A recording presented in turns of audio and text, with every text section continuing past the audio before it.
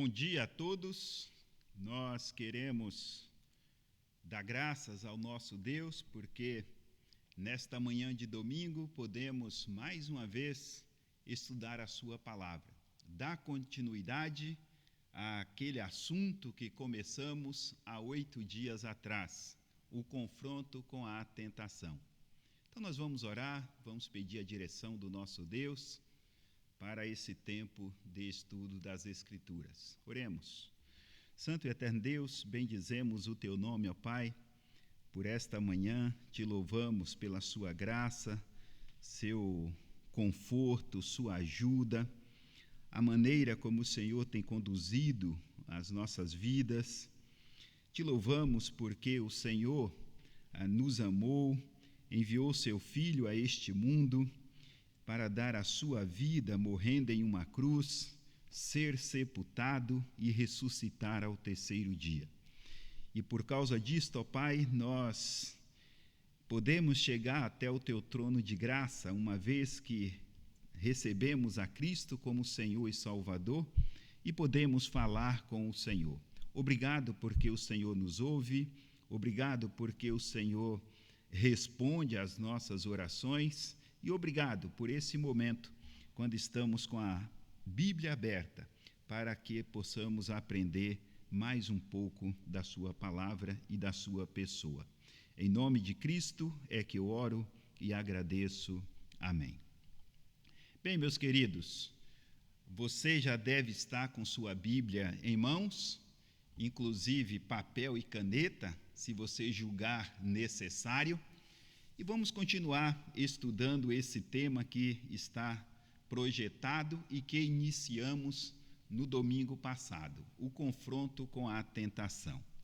Satanás, ele trabalha de tal maneira para que o servo de Deus, para que você e eu venha cair em pecado.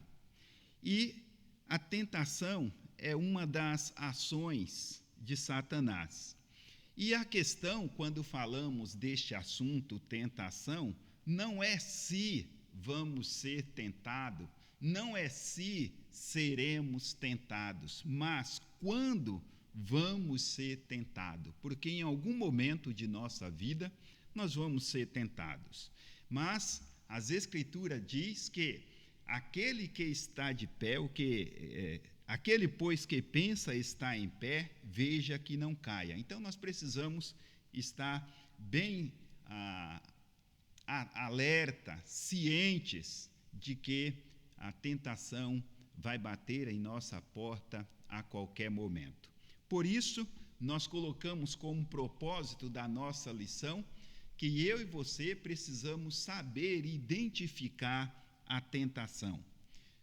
Também nós temos como objetivo que eu e você precisamos estar atento, alerta à tentação. E por que não dizer que precisamos também usar o domínio próprio em momentos de tentação? Então, nós vimos o que é tentação. Nós falamos que a tentação é um convite para o pecado, entre outras coisas que nós falamos. Nós vimos também que a tentação é aquela voz dentro de nós que diz: vai em frente, ninguém está vendo, não vai acontecer nada. Também nós vimos o que a tentação produz. A tentação produz pecado, ela vende a ideia do pecado, fazendo com que o pecado pareça uma coisa boa, uma coisa agradável, né? Então, nós vimos essa questão, o que é tentação. Como surge a tentação? Nós vimos que ela surge de alguma situação que vivemos no passado, ou de algo que nós vimos, ou de algo que nós ouvimos. Então, a tentação pode surgir destas situações ou circunstâncias que vivemos. Também falamos que precisamos identificar as áreas que a tentação quer alcançar. Será que a área que ela quer alcançar é nossa vida espiritual? É a nossa vida conjugal? É a nossa família, ou a vida familiar? É o nosso emocional? Ou será que é a nossa vida profissional? Qual é a área que a tentação quer alcançar? E por isso nós precisamos estar cientes de que em algum momento ela vai bater em nossa porta usando uma dessas áreas ou outras que não estou citando neste momento. Também quais vias a tentação está utilizando? São os pensamentos, são as emoções, as lembranças, a imaginação, ou familiares, ou amigos, ou vizinhos. Então, nós precisamos estar cientes e apercebidos qual é a via que a tentação está querendo usar para nos fazer pecar. Também nós vimos de onde vem a tentação. E, de fato, primeira coisa nesse tópico que nós vemos é que a tentação vem do diabo. Satanás tem seus métodos para nos tentar, Satanás tem seus planos, Satanás é astuto e ele faz de tudo para que caiamos em pecado. Por isso precisamos estar bem atentos quanto à tentação. E também não podemos esquecer que Satanás usa a própria Escritura de modo torcido para que imaginemos que de fato aquilo é assim, mas precisamos estar bem apercebidos. Nesta manhã, depois de revisar um pouco tudo isso que nós vimos no domingo passado, ainda que de forma rápida, é só mesmo um pequeno resumo do que nós falamos, nós vamos prosseguir vendo que a tentação vem de outras pessoas. Esse é o segundo ponto que quero colocar, de onde vem a tentação. Primeiro nós vimos que ela vem do diabo, agora ela vem também de outras pessoas. Abra sua Bíblia em Provérbios capítulo 1, nós vamos ler Provérbios capítulo 1, versos 10 a 15. Provérbios 1, 10 a 15. Diz assim as Escrituras: Filho meu, se os pecadores querem seduzir-te, não o consintas. Se disserem, vem conosco, embosquemo-nos para derramar sangue, espreitemos, ainda que sem motivo, o inocente, traguemo-los vivos como o abismo, e inteiros como os que descem a cova. Acharemos toda sorte de bens preciosos, encheremos de despojos as nossas casas.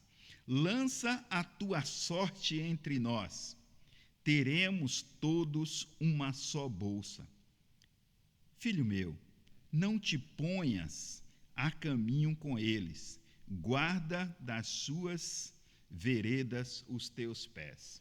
Então, o que nós vemos nesse texto?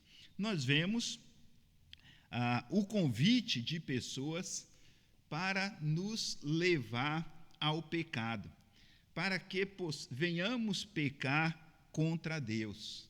Então, nós precisamos estar bem alerta com aqueles convites que nós recebemos. E convites, meus amados, não são ruins. Nós podemos dizer que convites são bons, porém, não podemos colocar como via de regra que todos os convites são bons, ok? Então, quando você recebe um convite, quando eu recebo um convite, eu preciso considerar, eu preciso analisar. E se um convite que você recebeu ou eu recebi tem alguma coisa, algum sinal, alguma fumaça de tentação, nós precisamos confrontar aquele convite. Por quê?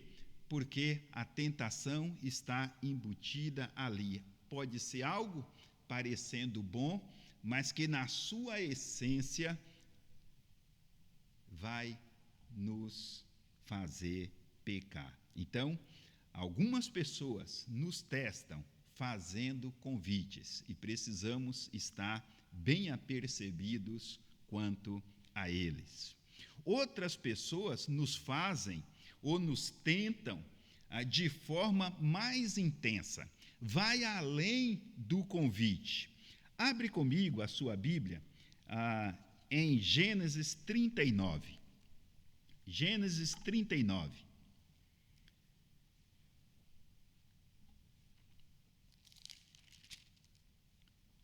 Gênesis 39, versos 1 a 10. Diz assim o texto: José foi levado ao Egito, e Potifar, oficial de Faraó, comandante da guarda, egípcio, comprou dos ismaelitas que o tinha levado para lá. O Senhor era com José, que veio a ser homem próspero, e estava na casa de seu senhor egípcio. Vendo Potifar que o Senhor era com ele, isto é, José, e que tudo o que ele fazia, o Senhor prosperava em suas mãos, logrou José mercê perante ele, a quem servia, e ele o pôs por mordomo de sua casa, e lhe passou às mãos tudo o que tinha. E desde que o fizera mordomo de sua casa, e sobre tudo o que tinha, o Senhor abençoou a casa do egípcio por amor de José. A bênção do Senhor estava sobre tudo o que tinha, assim em casa como no campo. Potifar, tudo o que tinha, confiou às mãos de José, de maneira que, tendo-o por mordomo, de nada sabia, além do pão com que se alimentava. José era formoso de porte e de aparência. Então, nós vemos até aqui no verso 6, José. E você sabe, você deve lembrar dessa história. Jacó tinha 12 filhos e os seus filhos, irmãos de José, claro, eles não gostavam de José. Mas José dava notícias a seu pai Jacó referente a seus irmãos. E os seus irmãos, então, eles procuraram uma maneira, procuraram bolar uma estratégia, como eles poderiam livrar-se daquele irmão em uma ocasião oportuna. E eles saíram, como sempre, para cuidar das ovelhas. E Jacó enviou José que fosse até eles para saber como estavam. E quando José se aproximou, eles bolaram um plano para se livrar de José. Então eles lançaram José em um poço, e esse poço não havia água, e quando veio uma caravana de mercadores, eles venderam José. E esses mercadores seguiram a sua viagem, levando José como escravo. E chegando no Egito, eles venderam José para o comandante da guarda egípcia, né? E o que acontece? Como nós lemos aqui, ele colocou José como mordomo de sua casa. Então, aquele jovem que estava distante dos seus pais, distante dos seus irmãos, agora em uma terra estrangeira, ele ainda assim continuou fiel ao Senhor, continuou com a sua vida compromissada com o Senhor. E olha o verso 7 até o 10. Aconteceu depois destas coisas que a mulher de seu senhor pôs os olhos em José e lhe disse: deita-te comigo. Ele, porém, recusou e disse à mulher do seu senhor: tem-me por mordomo o meu senhor, e não sabe do que há em casa, pois tudo o que tem me passou ele às minhas mãos. Ele não é maior do que eu nesta casa, e nenhuma coisa me vedou senão a ti, porque és sua mulher. Como, pois, cometeria eu tamanha maldade e pecaria contra Deus? Falando ela a José todos os dias, e não lhe dando ele ouvidos para se deitar com ela e estar com ela. Então, observe que nesse texto, a mulher de Potifar, a mulher do comandante da guarda, coloca os olhos em José e quer a qualquer custo deitar-se com José. E olha verso 11: sucedeu que certo dia veio ele à casa para atender aos negócios, e ninguém dos de casa se achava presente. Então ela o pegou pelas vestes e lhe disse: deita-te comigo. Ele, porém, deixando as vestes nas mãos dela, saiu fugindo para fora. Então, nós vemos aqui que a mulher do comandante da guarda egípcia estava com disposição e propósito, estava determinada a levar José ao pecado. E isto foi uma tentação intensa, uma tentação direta. E nós sabemos, o texto diz o que José fez. De imediato ele reconheceu de que se ele aceitasse aquele convite, se ele fizesse o que aquela mulher estava propondo, ele pecaria contra Deus. E o que ele fez? Ele deu no pé. Ele fugiu e disse: não, aqui eu não posso ficar, porque se eu ficar, eu vou pecar. Então, meus amados, quando nós somos tentados, nós precisamos estar certos de que precisamos sair daquela situação. Precisamos fugir, porque se ficarmos, nós vamos cair em pecado. Por isso que a Bíblia diz: aquele, pois, que pensa estar em pé, veja que não caia. Então, nós vimos aqui que a tentação, primeiro ela vem do diabo, depois ela vem de outras pessoas.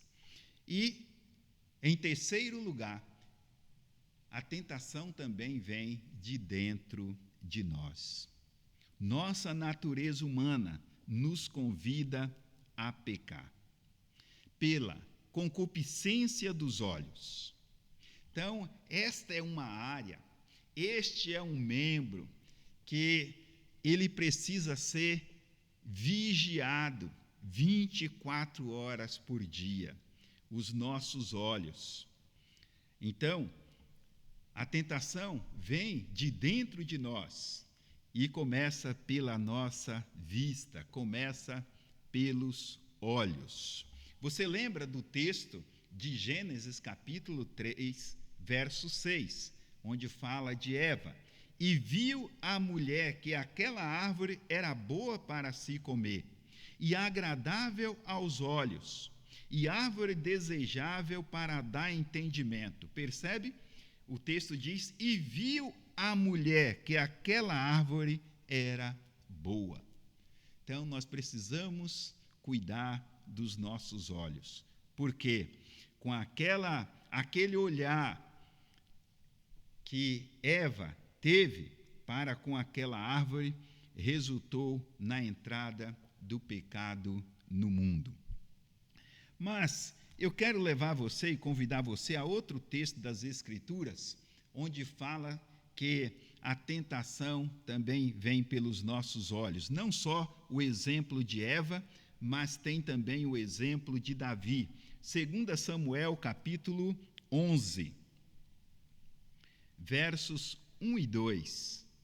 Aconteceu que, numa tarde, Davi se levantou do seu leito e andava passeando no terraço da casa real, e viu do terraço uma mulher.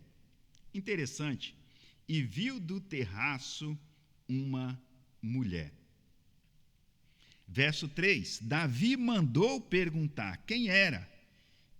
Disseram-lhe, é Betseba, filha de Eliã e mulher de Urias, o heteu.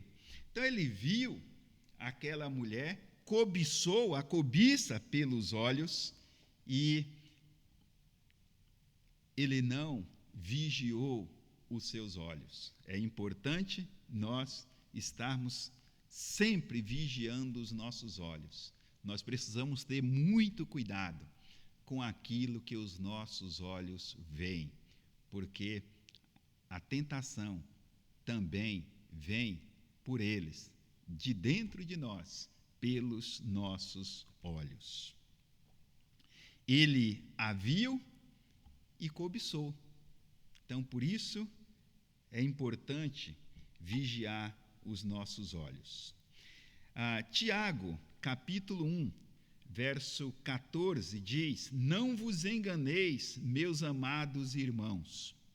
Cada um é tentado pela sua própria cobiça. E aqui eu quero destacar também a segunda maneira pela qual a tentação vem até nós, pela nossa cobiça. Cada um é tentado pela sua própria cobiça. Vamos pegar aqui um exemplo. Você deve estar lembrado de Israel, que viveu no Egito por vários anos como escravos, e depois Deus libertou o povo, libertou Israel da escravidão do Egito, e Israel seguiu guerreando para conquistar a terra prometida. E é interessante que, se você olhar Josué capítulos 6 e 7, você vai perceber que Israel guerreia contra os habitantes de Jericó e vence a batalha. Eles venceram a batalha. De uma forma toda especial, a Bíblia registra. Deus orientou passo a passo como deveria fazer. Eles foram obedientes e saíram vitoriosos. Mas, no capítulo 6, versos 17, diz o seguinte: toda a prata e ouro e os vasos de metal e de ferro são consagrados ao Senhor, irão ao tesouro do Senhor. Então era uma ordem que eles iam entrar ou guerrear contra Jericó, iriam vencer, eles deveriam deixar vivos naquela cidade apenas Raabe e aqueles que estivessem na sua casa, porque Raabe havia escondido os espias. Então, o sinal foi que, quando eles invadissem a cidade, teria uma corda vermelha pendurada na janela e aquela casa seria poupada. Ou seja, aqueles que estavam dentro daquela casa não deveriam ser mortos. E assim foi, mas o resto, tudo que tinha vida, foi destruído. E o que acontece? A ordem era: toda a prata e ouro e os vasos de metal e de ferro são consagrados ao Senhor. Então, esta foi a ordem, normal, tudo bem. Venceram, tudo ok. Mas, poucos dias depois, Israel sai para uma outra batalha contra a cidade de Ai, e Israel foi derrotado. Israel foi derrotado. E Josué, então, foi orar ao Senhor, buscar ao Senhor para ter uma resposta, saber o porquê Israel foi derrotado contra uma cidade pequena, poucos habitantes. A resposta foi que havia pecado em Israel. Mas pecado? Nós fizemos como o Senhor mandou. Mas Deus disse: há pecado entre o povo. E quem pecou? Acã. Acã pecou. Josué capítulo 7, versos 20 e 21, diz o seguinte: e respondeu Acã a Josué e disse: verdadeiramente pequei contra o Senhor Deus de Israel, e fiz assim e assim. Assim como? Quando vi entre os despojos uma boa capa babilônica, e 200 siclos de prata, e uma cunha de ouro do peso de 50 siclos, cobicei-os e tomei. Então, o pecado de Acã foi a cobiça. Ele viu a prata, ele viu o ouro, ele viu a capa e não resistiu o desejo de roubá-los. E assim ele o fez. Então, o pecado, ele vem de dentro de nós, pelos olhos e também pela nossa cobiça. Mas embora o nome de tentador seja atribuído ao diabo, porque de fato ele é o tentador, ele é o acusador dos filhos de Deus, vimos que o problema da tentação não é apenas dele, mas de outras pessoas e também da nossa cobiça. Mas é importante destacar nesse momento essa palavra cobiça. É importante falar um pouquinho dela. Por quê? Porque em algumas traduções, às vezes, essa palavra cobiça, ela é traduzida como desejo. E é a palavra epitimel, uma palavra grega, né? Epitimel, que é traduzido como desejo ou cobiça em alguns momentos. E pode, algumas vezes, significar um desejo legítimo. Um desejo legítimo, como vemos em Lucas 22:15. Lucas 22:15 fala do Senhor Jesus, quando ele está ali próximo a ceiar com os seus discípulos. Então diz Lucas 22:15, e disse-lhes: tenho desejado ansiosamente comer convosco esta Páscoa, antes do meu sofrimento. A palavra tenho desejado ali é epitimel, e é algo bom, é um desejo bom. Também encontramos esta mesma palavra em Filipenses 1:23, quando Paulo diz: ora, de um e de outro lado estou constrangido, tenho o desejo, a palavra epitimel, tendo o desejo de partir e estar com Cristo, o que é incomparavelmente melhor.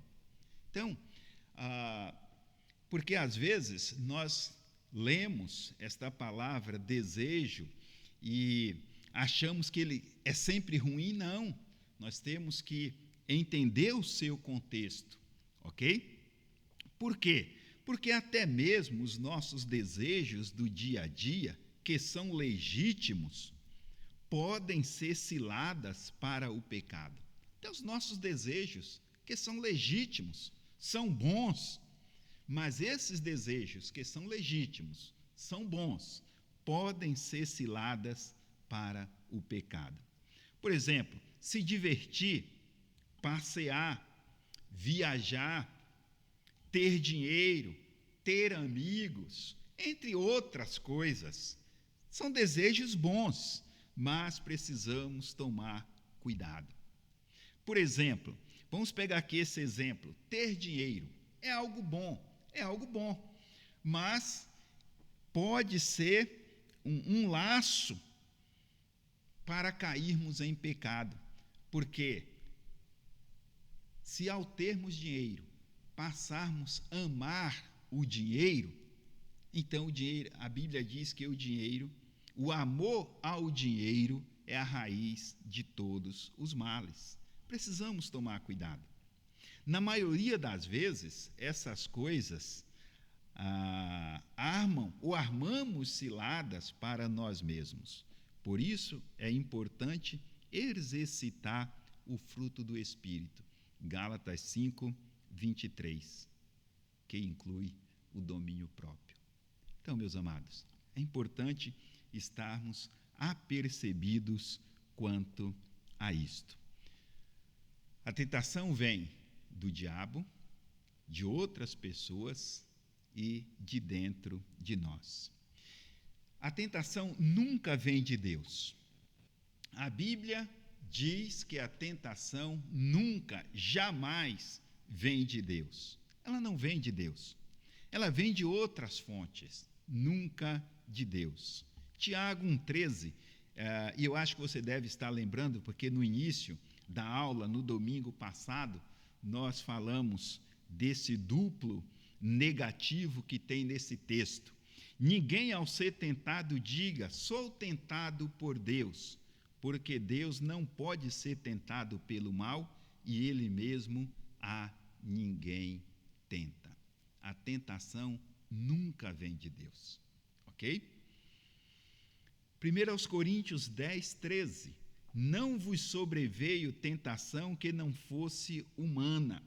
Então, Deus a ninguém tenta, Ele não pode ser tentado pelo mal, e ainda assim, na sua infinita graça e misericórdia, Ele não permite que sejamos tentados além daquilo que podemos suportar. Ele não permite que sejamos tentados além das nossas forças.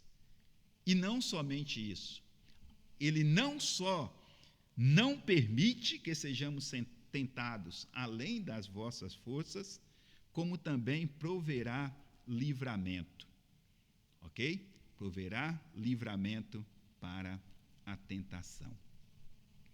Pode ser que às vezes você sinta que uma tentação é forte demais para ser tolerada, mas não se esqueça, Deus é fiel e não permitirá que sejais tentados além das vossas forças.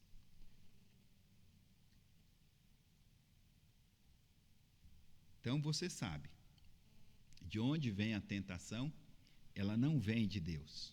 Você precisa estar apercebido, porque não é a questão se você vai ser tentado, mas quando você será tentado. Vamos avançar. Vamos falar da escalada da tentação. Pecado e morte. A tentação se encarrega de anunciar, propagar, oferecer e estimular a prática do pecado. É isso que a tentação se encarrega, ok? A cobiça é a mãe do pecado. Ela a concebe e o dá à luz. Tiago, capítulo 1, verso 15, registra isto. Então, a cobiça, depois de haver concebido, dá à luz o pecado. Exemplos. Eva comeu o fruto, ok? Então, ela foi tentada e deu à luz ao pecado, comendo daquele fruto. Você lembra de Davi? Volta comigo a sua Bíblia para 2 Samuel, capítulo 11. Verso 3. 2, nós já vimos que Davi viu aquela mulher. Verso 3, mandou perguntar quem era ela. Disseram-lhe, é Betseba, filha de Eliã e mulher de Urias. Então, Davi viu aquela mulher, mas ainda assim, ele buscou investigar quem era de fato aquela mulher. Disseram, olha, é mulher de Urias, o Eteu. Mas ainda assim, Davi, verso 4, enviou mensageiros que a trouxessem. Ela veio e ele se deitou com ela. Então, pecado, a tentação, e agora gerou pecado. A escalada da tentação é o pecado. Davi vê, manda chamar e traz aquela mulher e comete adultério com ela, ok? Você viu a questão de Acã. Ele não resistiu o ouro, a prata e a capa e pecou. O sinônimo de conceber realmente é consentir, lá de Tiago 1,15, permitir. E é isso que Davi e Acã fizeram. Permitiram que a tentação falasse mais alto em seu ser. Não confrontaram e realmente resultou em pecado. Por que isto? Porque a partir do momento em que a pessoa consente ou permite a cobiça, está naturalmente permitindo a entrada do pecado. Então, meu irmão, minha irmã, precisamos estar alertas. Por que alertas? Porque a tentação é esperta. Ela bate à nossa porta de diversas maneiras. E não podemos fazer vistas grossas. Não podemos também achar que somos os tais e que não vamos cair em pecado, vamos vencer a tentação por nós mesmos. Não iremos. Não iremos. Nós precisamos da graça do Senhor Jesus. Nós precisamos do auxílio do Senhor para vencer a tentação. O pecado é sutil. Se nos entregarmos aos prazeres, poderemos nos tornar ou cair em pecado a partir de algo que é bom. Por exemplo, alguém que se entrega demasiadamente à comida, pode acontecer o que com ela? Tornar-se um glutão. E glutonaria, a Bíblia deixa claro que é pecado. Ok? Se nos deixarmos levar pelo descanso exagerado, poderemos nos tornar preguiçosos. Percebe?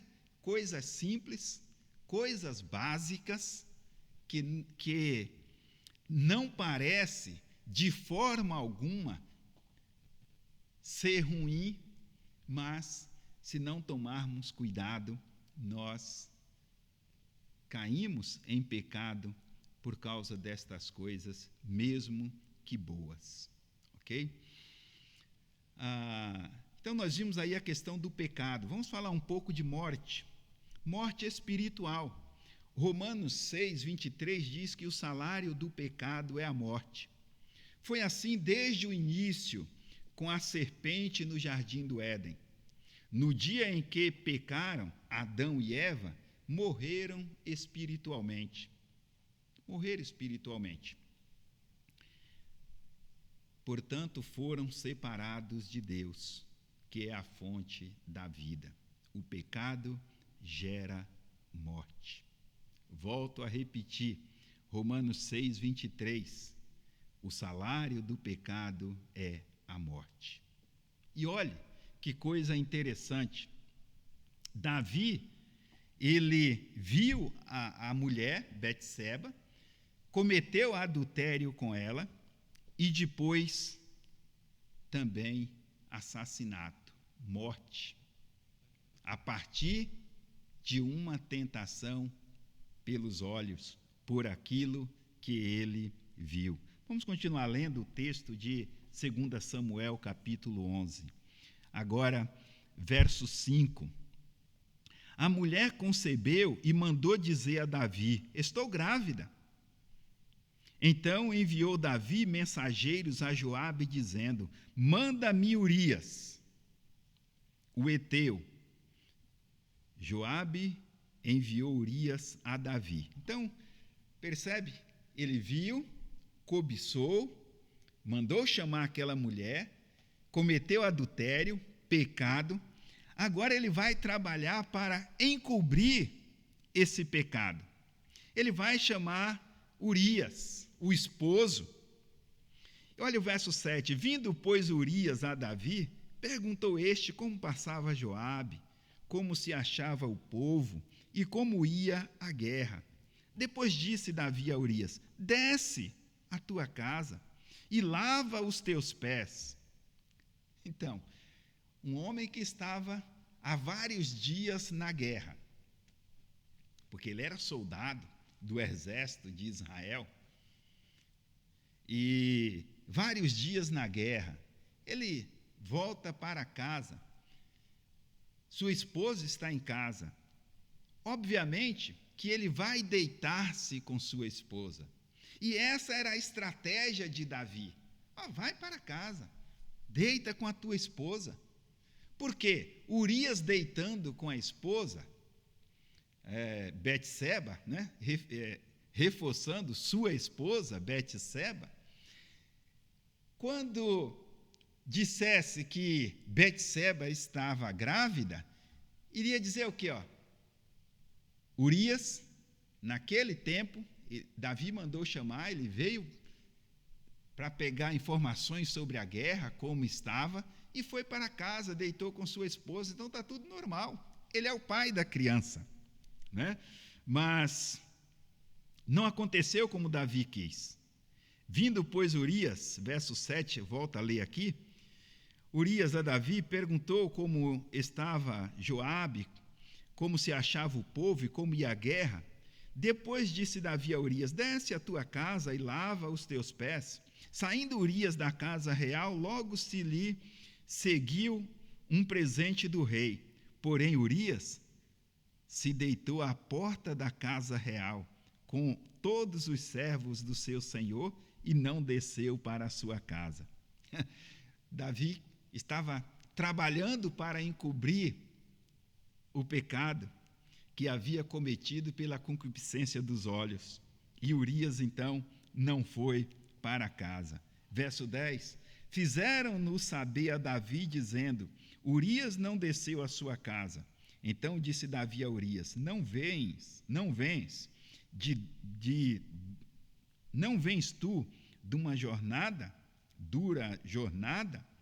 Por que não desceste à tua casa? Respondeu Urias a Davi: A arca de Israel e Judá ficaram em tendas.